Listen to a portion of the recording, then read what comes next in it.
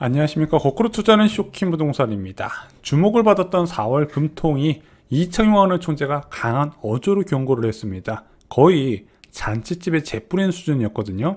왜 이런 상황이 펼쳐졌는지 한번 설명을 드리고요. 그리고 이창용하는 총재가 뿌렸던 재 시장에서 어떻게 반응했는지도 설명을 드리겠습니다. 영상 시청 전에 구독으로 부자 되시기 바랍니다. 자, 한국은행이 기준금리를 동결을 했습니다. 시장 예상대로 나왔죠. 2회 연속 기준금리를 동결을 했습니다.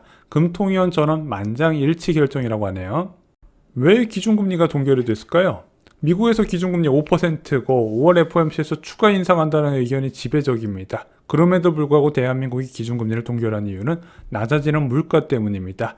6.3%까지 치솟았던 한국 CPI 상승률은 4.2%까지 낮아졌습니다. 한국은행의 제일 책무가 물가 안정인데 현재 물가가 뚜렷하게 낮아지다 보니까 추가 금리 인상 명분이 약해졌다는 거죠. 자, 4월, 5월 소비자 물가 상승률은 어떨까요?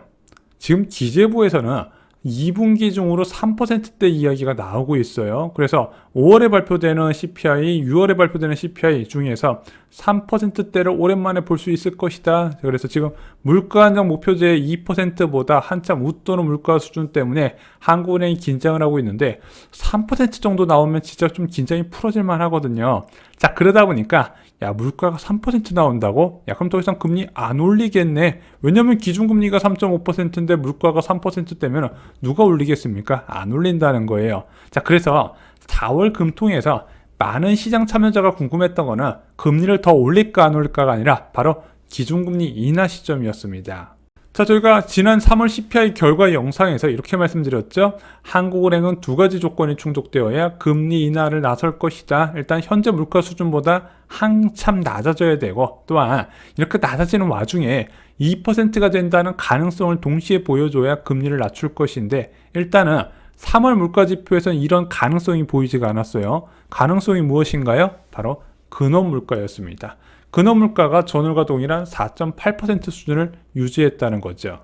즉, 기준금리 인하에 필요한 조건이 아직 충족이 안 했다는 거 아니나 다를까 한국은행에서는 과도한 기대 1축이라고 표현을 했습니다. 왜냐면은 여전히 물가 목표 2%를 한참 웃도는 소비자 물가 상승률을 기록하고 있고, 또한 고점 부근에서 큰 변동세가 없는 근원 소비자 물가 상승률도 물가 불안의 지속성을 나타내고 있기 때문이죠. 그래서 석유류 제품 같은 거의 영향으로 헤드라인 CPI가 크게 낮아졌지만 이게 진짜 물가가 낮아지는 것인가 뚜렷하게 들여다보면 그렇지 않다고 생각을 하는 것 같습니다. 한국은행의 통화정책은 전망이나 신호만으로 움직이지 않는다 말씀드렸습니다. 항공모함에 비유될 정도로 신중하게 움직여요. 신중하게 움직이기 때문에 전망이 아닌 실제 지표를 보여야 되고요. 그 지표의 지속성을 체크를 하게 됩니다. 최소 3개월 정도 꾸준한 모습을 보여야 통화정책이 비로소 움직이게 되는 거예요. 그럼 기준금리 인하에 대한 신호가 나오려면은 연말까지 소비자 물가 상승률이 3%까지 낮아지는 상태, 이제 한국은행의 이제 물가 경로, 전망 경로예요. 이게 3%까지 낮아지는 게. 그리고 근원 CPI가 3개월 이상 크게 낮아지는 흐름을 보여야 이제 물가 불안 끝이구나 해서 금리를 낮출 수가 있다는 겁니다. 이번 금통위 이후에 이창용 총재가 우려를 표한 게 있는데, 근원 CPI, 이제 에너지와 식료품 가격을 제외한 물가 지표에 포함된 품목 중에서 문제가 되는 게 있어요. 전기요금과 가스요금입니다. 얘는 에너지와 관련된 내용이지만 실제 에너지에 포함이 안 돼서 근원 CPI에 포함이 돼요. 자, 이 전기, 가스, 수도 요금 상승률이 전년 대비 28.4%잖아요. 지금 기재부에서 추가 인상에 대해서 곧 결정한다는 이야기가 나오고 있습니다. 한전적자가 너무 누적됐기 때문에 그래요. 그래서 이런 문제 때문에 금통위원 6명 중 5명은 이번에도 금리 인상 가능성을 열어두자고 의견을 발표했다고 합니다. 자, 그래서 4월 금통위 통방문에도 물가에 대한 언급이 있어요.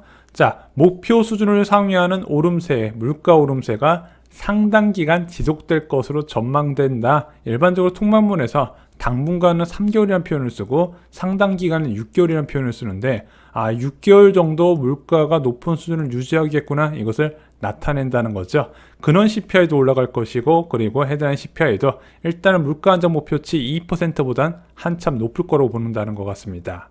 한국은행 총재가 경고를 했습니다. 시장의 연내금리 인하 기대 너무 과도하다는 거죠. 여러분도 요즘 국채금리 보신 적 있으세요? 1년물이 3.26%고요. 10년물도 3.23%입니다. 5년물은요 3.1%대예요. 기준금리가 3.5%인데 국채금리는 다 3.1에서 3.2% 형성이 돼 있네. 이창용 총재는 이렇게 이야기를 했습니다. 국제유가나 전기가스 요금 인상 변수가 남아있고, 또한 이런 전기가스 요금의 인상 부분이 다른 서비스 요금 인상 압력도 줄 수 있거든요. 그런 불확실성이 남아있는데 시장 참여자가 너무 금리 인하에 대해서 확신을 갖고 베팅한다, 이렇게 본다는 거죠. 또한 이창용 총재는요, 경기 침체에도 물가의 우선 대응을 밝혔습니다. 경기와 물가 중 선택을 해야 한다면 무조건 물가다. 그래서 현재 대한민국 수출 폭망하고 있고, 그리고 침체도 강하게 나타나고 있는데 이창용 총재는 좀 다른 시각으로 봤어요. 야, 이거 한국만의 문제가 아니다. 그리고 지금 특정 산업에서 너무 크게 침체가 나서 전체적인 왜곡이 나타나고 있다. IT를 제외해봤더니 침체라고 하기 어려운 수준인 성장률 1.9% 수준이더라. 그래서 이런 침체를 기대하고 금리가 낮아질 거라는 기대하는 것들 조금 다시 생각해야 되지 않을까, 이런 어조로 이야기를 했습니다. 또한 기자간담회에서 매파적인 발언을 많이 쏟아냈는데, 한국은행은 경기 부양을 목적으로 통화정책을 활용하지 않겠다. 그래서 수출 기업이나 기업들 투자 늘리겠다고 금리를 낮춰서 유동성을 증가하는 거 이제는 별 효과 없더라. 예전보다 이런 금리 인하에 따른 경기 부양 효과가 제한적이다 발표를 한 겁니다. 자, 그러면서 두 번 연속 금리 동결을 환호하는 시장에 재를 뿌렸고요. 실제 이제 기자간담회 이후에 국채 금리가 상승을 했습니다. 자, 이런 한국은행 총재의 매파적인 발언에도 불구하고 증권가에서는 하반기에 금리 인하 고민이 시작될 것으로 봤습니다. 김명실 하이투자증권연구원은 7월 소비자 물가 상승률이 2.5%로 연내 저점을 찍을 것으로 예상된다. 한국은행이 8월부터 금리 인하를 단행하거나 금리 인하 시기를 고민할 가능성이 높다고 관측을 했고요. 안예아 키움증권연구원도 최종금리 수준이 3.5%로 동결되고 올해 하반기 금리 인하 가능성이 높다는 기존 전망을 유지한다. 경기 하강 우려가 커지며 점차 물가보다 금융 안정으로 시선이 바뀔 수 있다고 설명을 했습니다. 결국 침체가 나타나고 물가가 낮아지면 스탠스를 바꾼다는 겁니다. 자, 그러면 아까 침체에 저금리로 대응하지 않겠다고 했는데, 이게 침체에 대응해서 저금리를 맞추는 게 아니라 침체가 오면은요 저물가의 방지 차원에서 저금리를 도입한다, 이렇게 보시면 될 것 같아요. 자, 같은 날 IMF는요 인플레이션 이후 상황에 대해서 정리를 했습니다. 자, IMF 인플레이션 통제 후 초저금리 시대가 온다. 자, 블룸버그에 따르면 IMF는요 세계 경제 전망 보고서 일부를 공개했는데, 고령화와 생산성 둔화에 인한 미국 연방준비제도 등 각국 중앙은행이 팬데믹 이전의 낮은 수준의 금리로 돌아갈 것으로 기대했다고 발표했습니다. 대한민국 팬데믹 이전의 기준금리 1.25%였죠. 1.25에서 1.75% 사이였습니다. 또한 IMF는 미국이 향후 10년간 중립금리를 1% 미만으로 유지할 수 있을 것으로 전망을 했습니다. 자, 현재 고금리 3.5% 수준 얼마나 유지될까요? 저는 오래 지속되기 힘들다고 보고 있습니다. 자, 보시면 역대 정부별 경제 성장률 추이 보면 노무현 정부 때 4.74%, 이명박 정부 때 3.34%, 박근혜 정부 때 3.03%, 문재인 정부 때 2.22%입니다. 지금은 2% 내외까지 낮아졌어요. 자, 이렇게 성장률이 낮아지는 상황에서 3.5% 수준의 고금리를 유지할 수 있다, 없다? 없다. 그래서 아주 길어야 1년이라고 보는 거죠.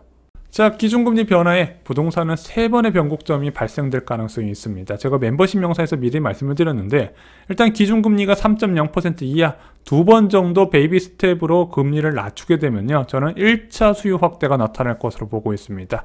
이제 과거에 금리 변화 보면요, 첫 번째 바꿀 때보다 이제 짧은 시간 내에 추가로 낮아지거나 높아졌을 때 더 격렬하게 반응을 보였었거든요. 이번에도 그럴 가능성이 있고요. 기준금리 2.5% 이하에서 두 번째 변곡점이 발생할 가능성이 있습니다. 왜냐하면 예금금리가 2%대가 되는 거죠. 자, 자산시장은 예금금리의 앞자리 변화가는 걸 봐야 됩니다. 지금 5%대여서 3%대까지 낮아졌는데 얘가 다시 2%로 낮아지면 예금금리에 만족하지 못하는 사람들이 투자를 알아보기 시작한다는 거죠. 마지막으로 기준금리 1.75% 이하입니다. 이때 예금금리는 1%가 될 겁니다. 5%의 예금을 맡겼던 사람들이 1.89%의 예금을 제시받으면 저 같아도 투자 예금을 안 맡길 것 같습니다. 예금에서 부동산으로 대거 자금이 이동하게 되겠죠. 자, 이제는요, 시장 참여자들이 다 알아요. 기준금리 변화가 부동산에 어떤 영향을 주는지 전문가들만 몰라요. 사람들은 금리에 따라서 다 움직여요. 자, 2021년 8월에 금리 한트를 딱 올리자마자 거짓말처럼 거래량이 뚝 끊겨버립니다. 자, 그리고 나서 시장금리가 빠르게 낮아지니까 지금 10월 달에 500건대 거래량에서 현재 2,500건, 이번 달에 3,000건까지 노리고 있죠. 사람은 금리 수준에 맞게 자기의 합리적인 선택을 하게 돼 있습니다. 자, 그리고 금리가 낮아지게 되면요, 무조건 전세 가격이 오른다고 생각을 하시면 됩니다. 전세가 오르기 때문에 매매도 오를 수 있는 환경이 되는 거예요. 이게 과거와 다른 상황입니다. 자, 그럼 앞으로 매매 전세 올라갈 수 있는 환경이 조성되는 금리 인하 시기, 여러분들 어떻게 대응해야 될까요? 그때 대응하면 늦어요. 미리 움직이라고 말씀을 드렸죠. 4월 15일 화요일 멤버십 영상에서 1주택자가 재산을 2배로 늘리는 방법에 대해서 설명을 해두었습니다. 자, 이거는 무주택자도 지금 반드시 알고 계셔야 되는 방법이에요. 자, 근데 이것을 아무 때나 쓸 수 있다, 없다? 없다. 이것을 할 수 있는 시기가 정해져 있는데 지금이 어떤 상황인지 영상에서 확인하실 수가 있습니다. 주 3회 멤버십 영상에서 다가올 금리 인하 시기에 최고의 기회를 살리시기 바랍니다. 무주택자는 적정인 1주택, 그리고 1주택자는 2주택자가 되는 모든 전략을 다 포함하고 있습니다.